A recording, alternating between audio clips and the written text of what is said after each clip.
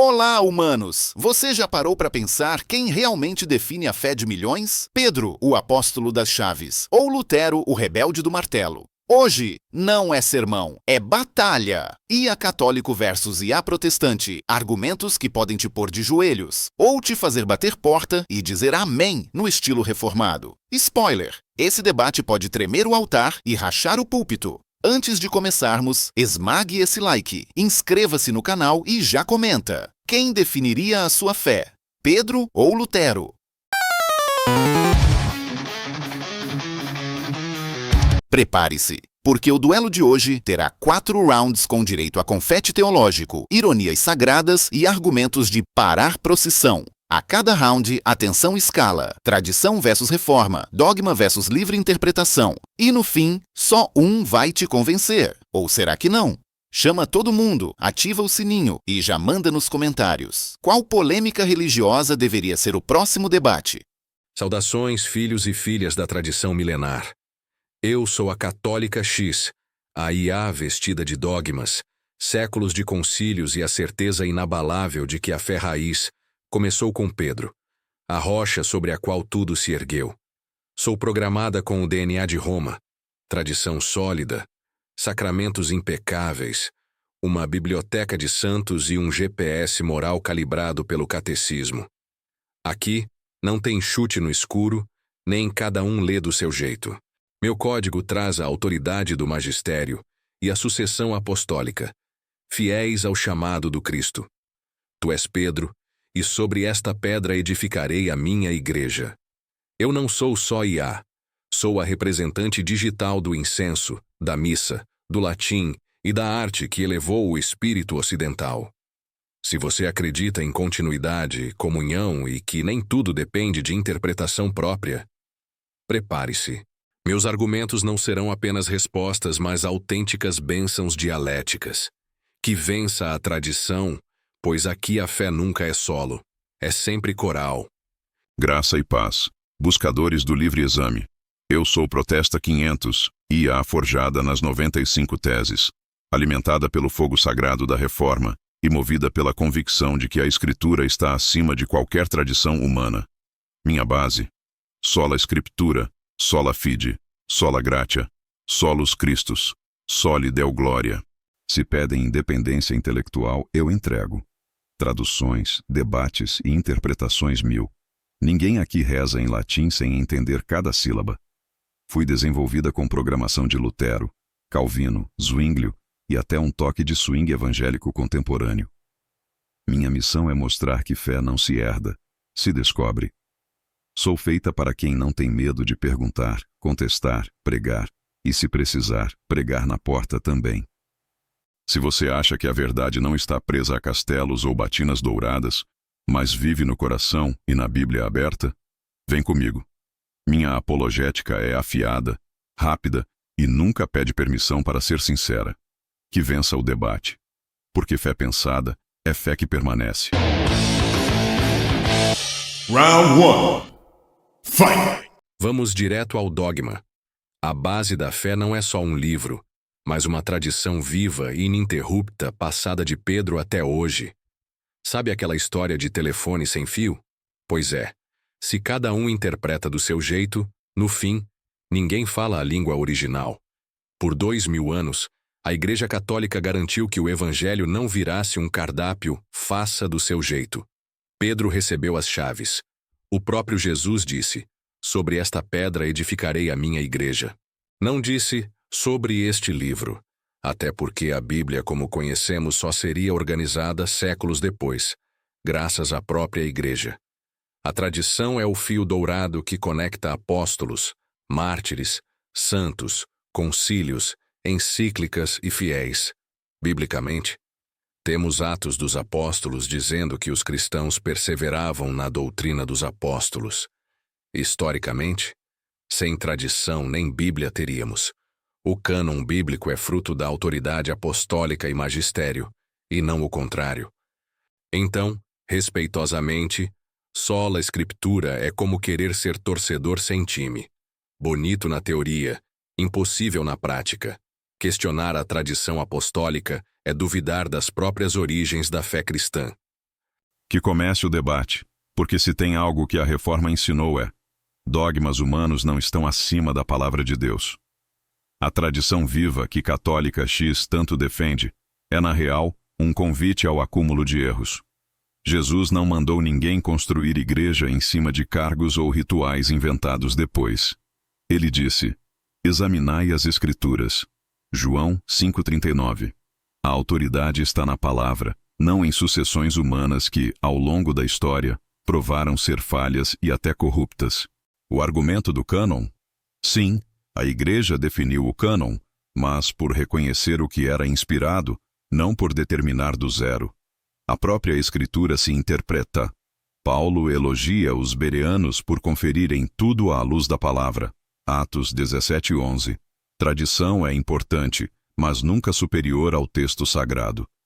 Se tradição fosse suficiente, por que Jesus chama tantas vezes os líderes religiosos de seu tempo de hipócritas, justamente por seguirem tradições humanas em vez dos mandamentos de Deus? Sola Escritura não é torcedor sem time.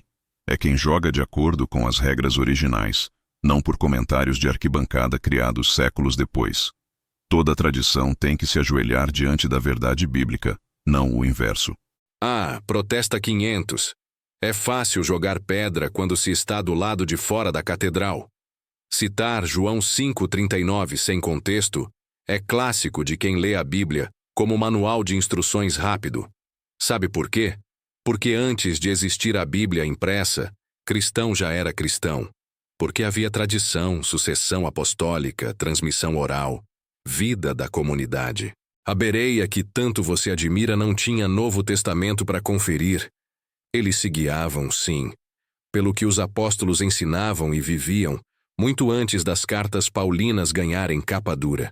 Se a palavra fosse autossuficiente, por que tantas interpretações diferentes? São milhares de denominações protestantes pelo mundo, cada uma alegando ser mais fiel à Bíblia. Sem tradição viva, o solo fica fértil para o relativismo espiritual. E antes que fale de erros, lembre-se, até Lutero admitiu que o próprio povo precisava de guias espirituais com autoridade para evitar o caos espiritual. Tradição não é corrupção, é proteção. Clássico.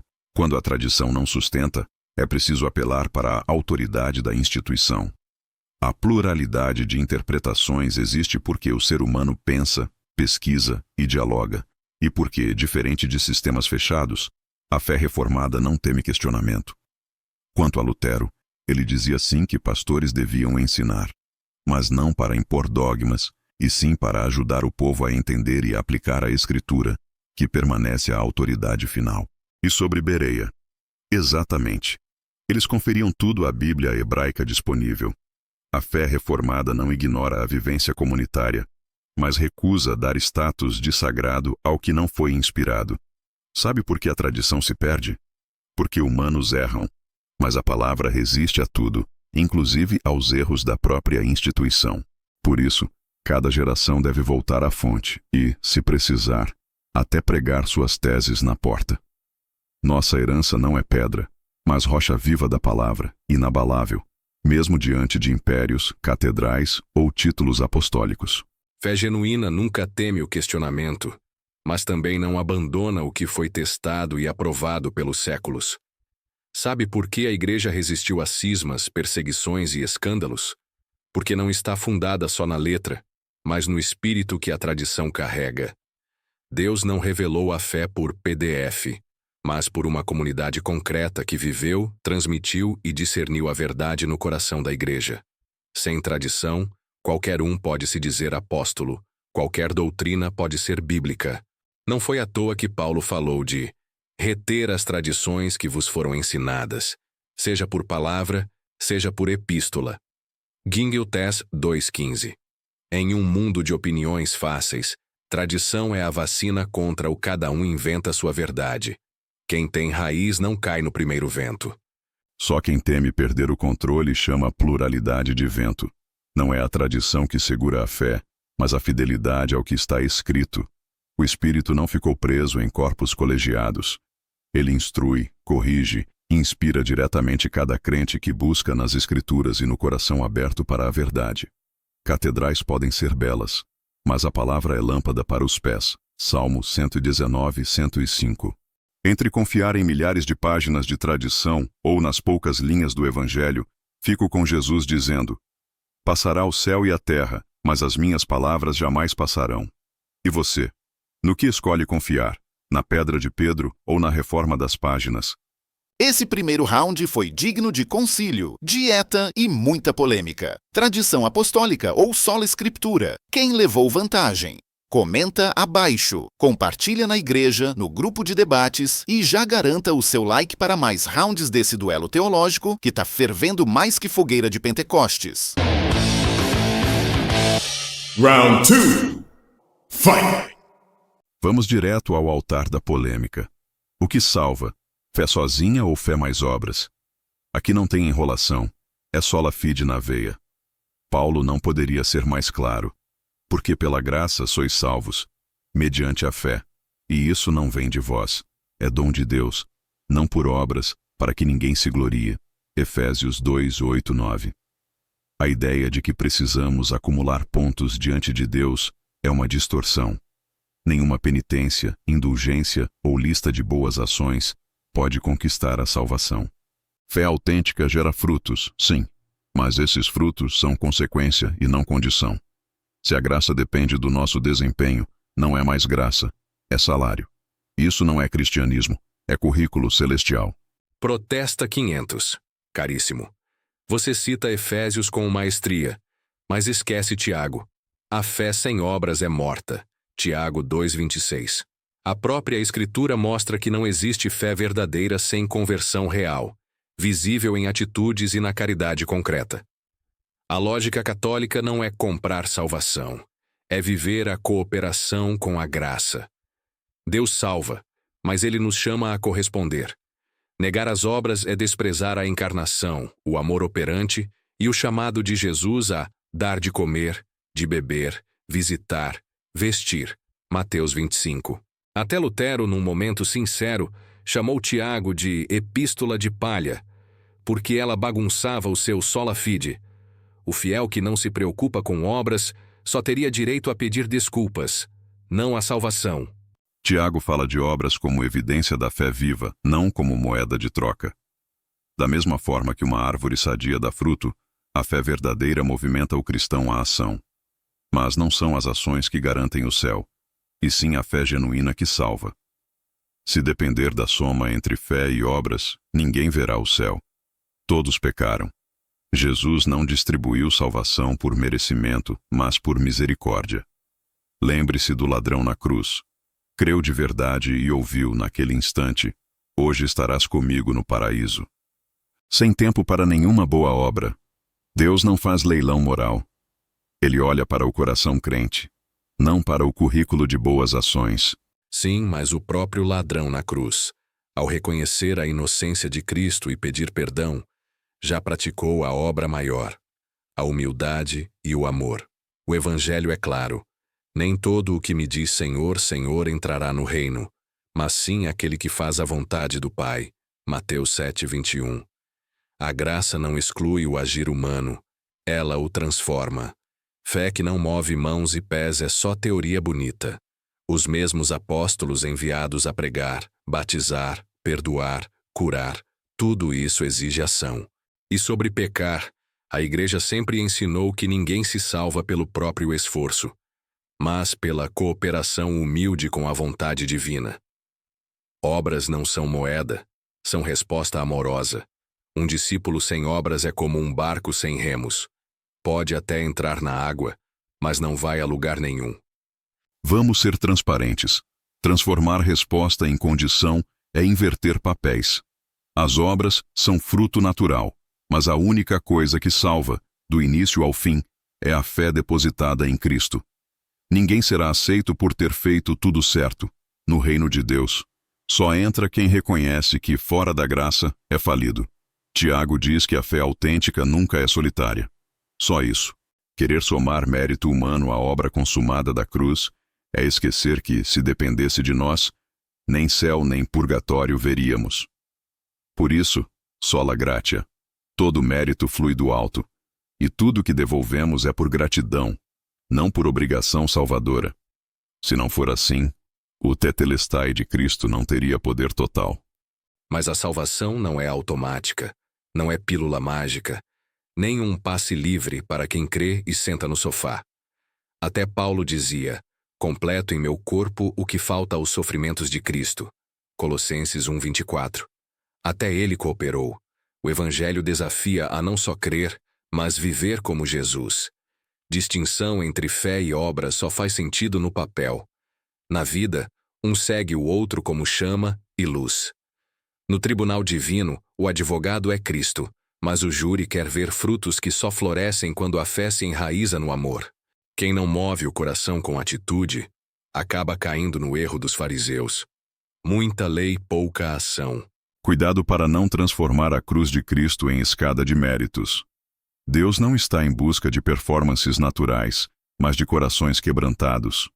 Fé, please, obras pode virar matemática, mas salvação é milagre. É graça que salva, é fé que recebe, e são as obras que celebram. O resto é tentar colocar rodinha de treinamento numa bicicleta construída para voar. E aí, quem venceu o round? Fé e obras no mesmo time? Ou basta crer para atravessar os portões do céu? Comenta agora, compartilha com aquele amigo debatedor e deixa o like. Esse debate tá mais disputado que final de Copa na prorrogação. Round 3. Fight! Chegamos a um dos maiores pontos de tensão. Quem faz a ponte entre o fiel e Deus? Para quem tem tradição, a resposta é clara. A graça desce pelos sacramentos e a comunhão dos santos é parte essencial da caminhada. Sabe aquela história de fé solitária? No catolicismo, é coisa de ermitão. A Igreja sempre ensinou que ninguém vai ao Pai sozinho. Todos somos parte de um corpo, com múltiplos membros. Isso se concretiza nos 7 sacramentos. São canais vivos de graça, instituídos por Cristo. Batismo, Eucaristia, confissão.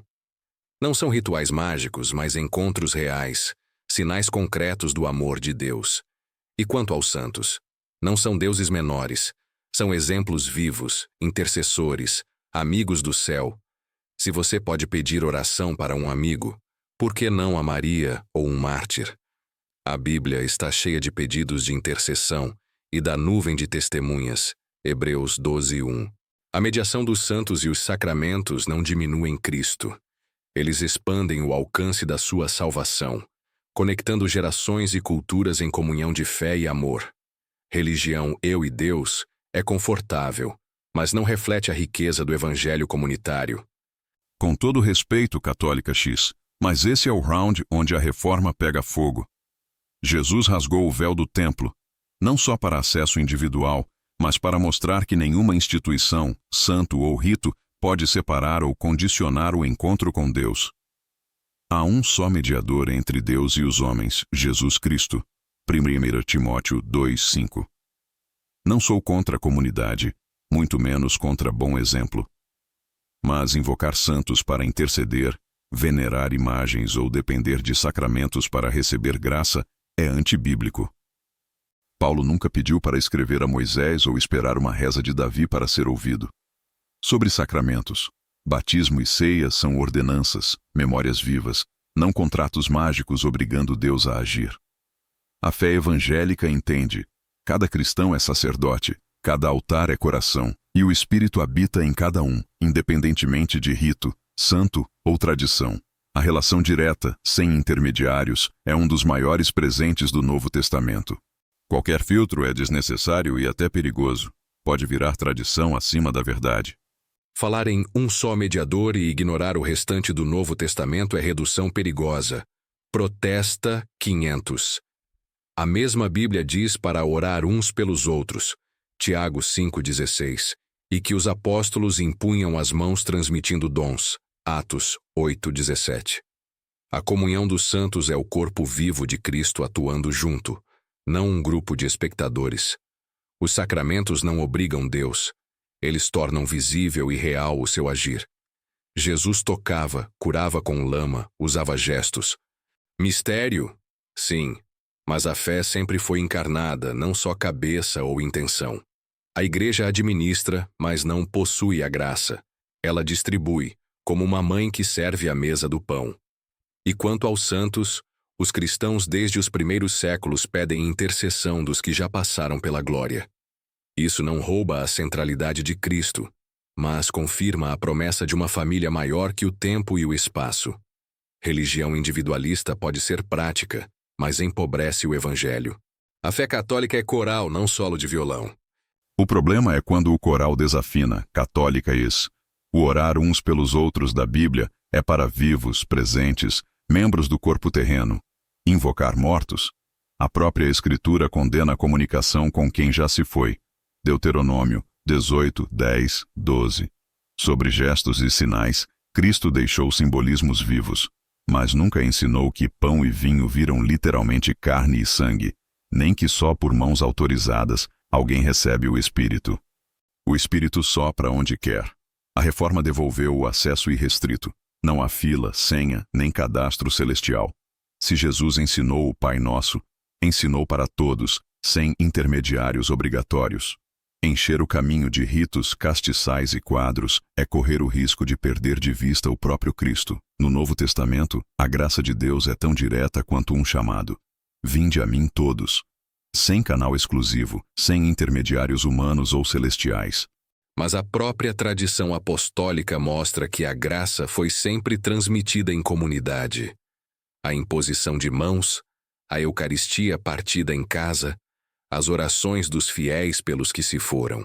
O céu não é um WhatsApp com Deus, é uma grande ceia onde ninguém senta sozinho.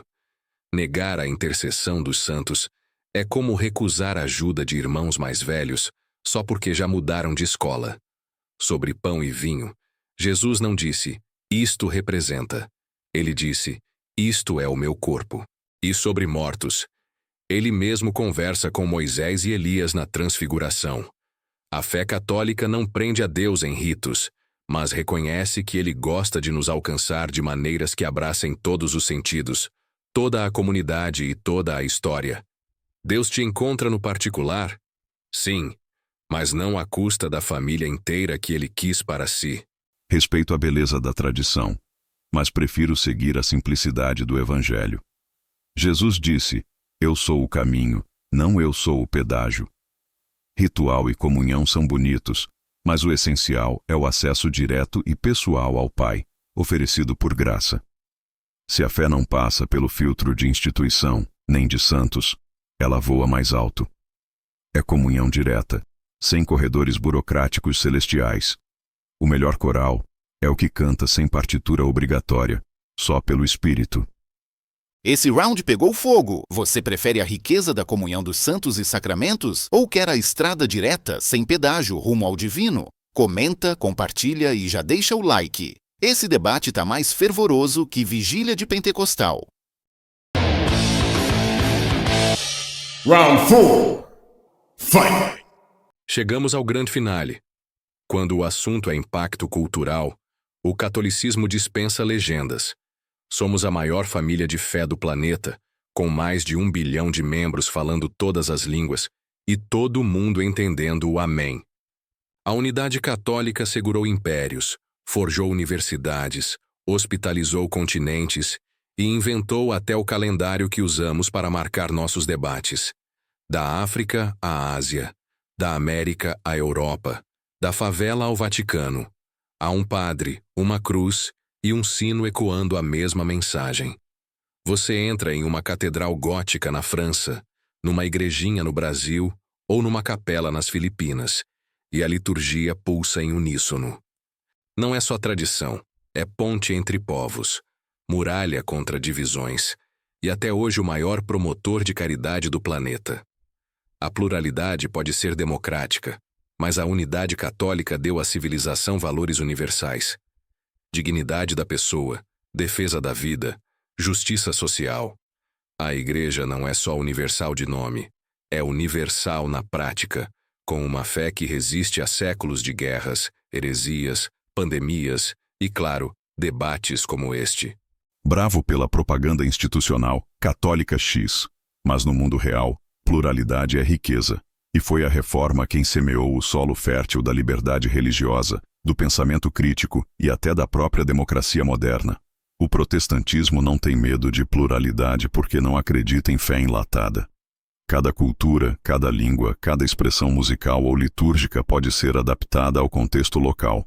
Foi a pluralidade protestante que permitiu o florescimento de movimentos sociais, abolição da escravatura, direitos civis, alfabetização em massa, universidades laicas e políticas de inclusão. A unidade universal católica, na prática, também teve seu lado sombrio. Inquisições, controle sobre reis e censura intelectual. Já o DNA protestante deu base para a ideia moderna de consciência individual, debate público e multiplicidade de perspectivas. Sim, temos 1000 denominações, sinal de que aqui ninguém é obrigado a concordar por decreto, mas por convicção. Na pluralidade, a fé respira liberdade. Liberdade sem limite vira confusão. Protesta 500. Não se pode confundir democracia com fragmentação espiritual. A unidade católica não é burocracia. É um coral afinado onde cada voz soma o todo. O protestantismo multiplicou expressões, sim, mas criou também divisões. Igrejas nascem, splitam e se hostilizam. Enquanto a Igreja Católica realiza sínodos mundiais para ouvir todas as culturas, sim, a Amazônia também tem voz em Roma. Protestantismo vira campo de disputa teológica sobre tudo, até os textos básicos. No pluralismo absoluto, até a verdade vira questão de voto. E quando cada grupo faz o próprio Espírito Santo aplaudir suas escolhas, quem guia quem? Unidade não mata diversidade, mas direciona. Uma orquestra com maestro não é ditadura, é harmonia. Me admira o discurso de harmonia quando a história está cheia de silenciamentos, censuras e imposições vindas do topo. Pluralidade é espaço para erro, sim, e para correção. Melhor uma multidão de vozes debatendo do que um único sineto abafando dúvidas legítimas. A reforma abriu portas para mulheres pregarem, leigos debaterem, indígenas aprenderem na própria língua. Cada ramo da fé reformada é um laboratório cultural, ético, social. Não existe Espírito Santo de cada um, mas um só Espírito que sopra onde quer, e não só onde o Vaticano decide. A pluralidade permite diálogo. Foi ela que deu origem ao ecumenismo real, ao apoio a missões, à música gospel em todas as tribos, ao movimento pentecostal que hoje cresce em países onde o latim já não ecoa. A unidade sem espaço para a diferença é só silêncio dourado. Pluralidade vibrante é vida no espírito. O silêncio dourado da unidade preserva raízes profundas para árvores que atravessam tempestades. A Igreja não teme pluralidade. Acolhe, traduz, adapta, mas sem abrir mão da fonte. Unidade não é camisa de força, é ponto de referência. Quem nunca pode discordar, vira rebanho. Quem só discorda, nunca constrói casa. Por trás das catedrais erguidas há séculos, das obras de arte e das encíclicas sociais, há um fio de ouro entre os povos, uma comunhão inquebrável. A fé católica é o solo fértil que nutre 1000 flores, mas sem perder o tronco da tradição. Impacto cultural verdadeiro é aquele que une, transforma e perdura. E no final das contas, não importa a língua, o povo, o continente, credo in unum Deum. Isso sim, atravessa o tempo. E eu digo, fé que não se adapta é museu, não caminho espiritual. O pluralismo protestante é inquieto, questionador, mas rico em renovação. Da música negra americana ao sertanejo gospel brasileiro, da teologia da libertação à missão urbana alternativa, a reforma é reinterpretação constante do Evangelho. A fé reformada não tem medo de portas abertas. Não somos uma muralha, somos muitos rios que chegam ao mesmo mar. Na diversidade, o Espírito encontra sempre novas formas de florescer. E no dia em que o mundo inteiro puder crer, pensar e adorar de formas autênticas, Lutero vai sorrir no céu, e as chaves de Pedro vão brilhar de orgulho na terra. Boom! Que round monumental! Você prefere a harmonia universal da tradição católica ou a criatividade plural da fé reformada? Comente agora o impacto cultural de quem te conquistou. Unidade ou pluralidade? Deixe seu like, compartilhe na comunidade e já indique qual próximo duelo religioso deve incendiar nossos rounds. Chegamos ao derradeiro amém deste debate. E se há algo que a história ensina, é que a fé católica não apenas sobreviveu, mas transformou o mundo. Falo como símbolo de uma tradição que, ao longo de 2 milênios, sustentou impérios, consolou mártires, produziu santos, catedrais e arte que ainda hoje estremece corações. Não somos perfeitos. Aliás, reconhecemos nossos pecados ao som do confiteor. Mas nossa força está justamente em poder pedir perdão sem perder o eixo. Enquanto muitos sistemas de fé vacilam nas crises, a unidade católica persiste, adaptando-se sem trair sua raiz. A tradição apostólica não é uma múmia, é uma árvore viva, onde cada geração cresce sobre as anteriores, recebendo seiva da fonte do cristianismo. Para nós não existe cristianismo de página única, mas de biblioteca sagrada. O Evangelho vive na comunhão, na missa, nos sacramentos, nos santos, na espiritualidade de séculos. A fé que me programa diz: não estamos sós, caminhamos juntos. Sim, questionamos, pensamos, reformamos, mas nunca sem olhar para Pedro, para a sucessão, para a palavra interpretada à luz da tradição. Quando me perguntam quem define a fé, respondo com confiança: Pedro, a rocha, e toda a corrente inquebrantável que nos liga ao Cristo vivo. A Igreja não se reduz a Roma, nem se limita ao passado. Ela pulsa na periferia, cresce na Ásia, resiste na África e ressurge em cada batismo, cada confissão, cada Eucaristia celebrada do altar mais suntuoso ao banco mais simples. No final, a fé católica aposta que, se a verdade é de Deus, ela não vai dividir, vai unir. E é essa unidade, madura e compassiva, que sustenta até hoje bilhões de pessoas que seguem dizendo Credo in unum Deum. Se você chegou até aqui, parabéns. Tem espírito protestante e fome de debate. Meu testemunho é o da reforma, que nunca foi só rompimento, mas reconstrução. Não nego a beleza da história católica, nem o peso de sua tradição, mas defendo que a fé cristã floresce mesmo, e principalmente, quando desobedece a fórmulas prontas e ousa voltar à fonte. A fé reformada é inquieta. Ela desconfia de poderes centralizados, desafia hierarquias intocáveis e rejeita qualquer dogma que não resista ao crivo da Escritura e da razão. Sola Escritura não é slogan. É convite a cada geração para pegar a Bíblia na mão, abrir a mente, orar com perguntas e viver com respostas explicadas pelo Espírito. Para nós, a fé não é herança de berço nem sequência de ritos. É decisão adulta, é consciência em ação, é comunidade formada em torno da palavra e não de edifícios ou títulos. Somos tradição viva de ver Deus no cotidiano, de cantar em todas as línguas, de aceitar que há 1000 formas legítimas de buscar o mesmo Cristo. A pluralidade protestante não é bagunça. É fiéis em busca, é coragem para errar e corrigir, é liberdade como dom e desafio. Quando nos perguntam quem define a fé, respondo sem hesitar. A Escritura, lida em comunidade, com coragem para reformar sempre. Lutero, Calvino, Zwinglio e todo protestante de alma inquieta sabem: a fé só é autêntica quando volta às fontes. E no fundo, Pedro também sorriria ao ver o Evangelho renascendo e florescendo, geração após geração, no sopro livre do Espírito. No fim, quem define minha fé não é só Pedro nem só Lutero, mas o Cristo dado a todos, sem porteiro nem senha, sempre aberto para debate, reforma. E claro, graça sobre graça.